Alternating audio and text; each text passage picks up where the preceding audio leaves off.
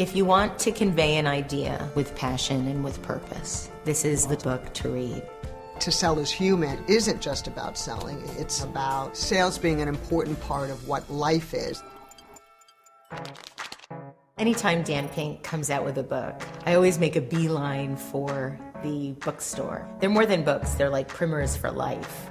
He takes in an awful lot of information and spits it back out in a way that makes it more, not less, accessible. I don't know whether Dan would say this, but one of the ways that I read the book is that it's about relationships. This idea that selling is part of being human, I very much disagree with. So I think I was really excited to read it, but maybe because of how skeptical I was.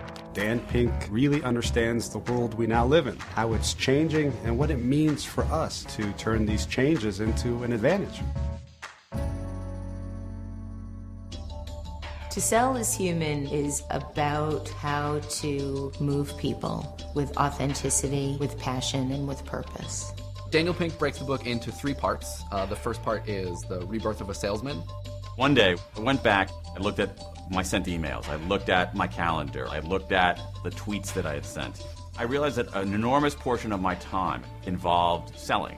Not only selling books, but just convincing people, persuading people, cajoling people. I had this bizarre realization that I'm a salesman. The book truly cemented a suspicion that I've had, which is we're living in a world now where we're all salespeople. 1 in 9 American workers earns their living trying to get someone else to make a purchase. But those other 8 and 9, they're in sales too, in what I call non-sales selling. They are pitching at meetings. They are asking their boss for a raise. They are asking people out on dates. I don't think I buy the idea that we're all in non-traditional sales selling. I don't see the world that way. And so I think to cast everything in the sales light, I feel like it cheapens it.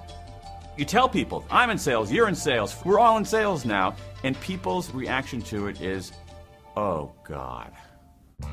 When I think of salesmanship, I think somewhere between an infomercial and a car dealership. Sleazy, smarmy, cheesy, slimy. It's like, oh, these are the new 7 dwarfs, right? I think that view of sales is a description of the past. The old school mentality of ABC's Always Be Closing was, despite any resistance, always close the deal. We're living in a very transparent world now. The modern day salesperson can't be selling via manipulation because it's too easy to see through that. I think that the internet has done a lot to change the way people behave both as salespersons and as consumers. The connection between consumer and producer is now direct, and it makes both of those people a lot more powerful. Until very recently, the seller always had more information than the buyer. And so the seller can rip you off. In the last 10 years, that information asymmetry has started to end. And what's required in order to be effective is to be more collaborative and more democratic. It's not just selling something to somebody, but rather enlisting them in a relationship. Dan saying, look, the world has changed and we need to grow, we need to shift our mindsets, and here are some things to do to help you along. Dan puts together research that other people have done, and he himself does really interesting research and gives us a new way to see something that we think we completely understand, but we now have an entirely new way to understand it.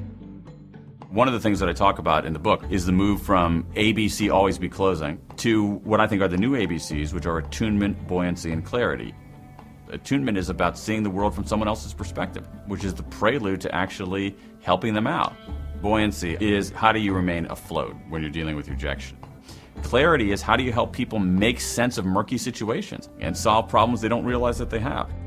In his sort of ABC of selling, Dan gives you the tools to convey a message in a way that's actually going to move somebody and not manipulate them. I really like the how-to aspect of the book. Do these couple of exercises, try X, Y, and Z. We're building new muscle, new mindsets, and new habits of relating to others, and he does give us the gym to go to and build that new muscle. One of the exercises is a test that social psychologists use to measure perspective taking called the E-test. You know what? I did the E-test. I failed. I was so sure that I was going to come out on top. It really bothered me that I failed. You ask the participants, snap your fingers 5 times quickly. Then, on your forehead, draw a capital E. There are 2 ways that I could draw a capital E. The first E, the one that looks like this, I'm taking my perspective. This E, I'm writing it so you can see it. I'm taking your perspective. One of the keys to persuading, influencing, selling other people is to see the world from their perspective. And so if you do this test and you're always going like this, you're going to have a problem persuading people. For me, the exercises are integral because I want this book to translate into action. I'm thrilled that he wrote this book. It isn't just about selling. He's teaching us something about sales being an important part of what it means to be human. Whether we like it or not, we're all in sales. And if we come to appreciate sales as a human endeavor, we'll bring forth our best humanity, and that is to our mutual advantage. This sleazy, smarmy, cheesy world of sales can become more humanistic. And if we do it more like human beings, we end up doing it better. And you can sleep at night.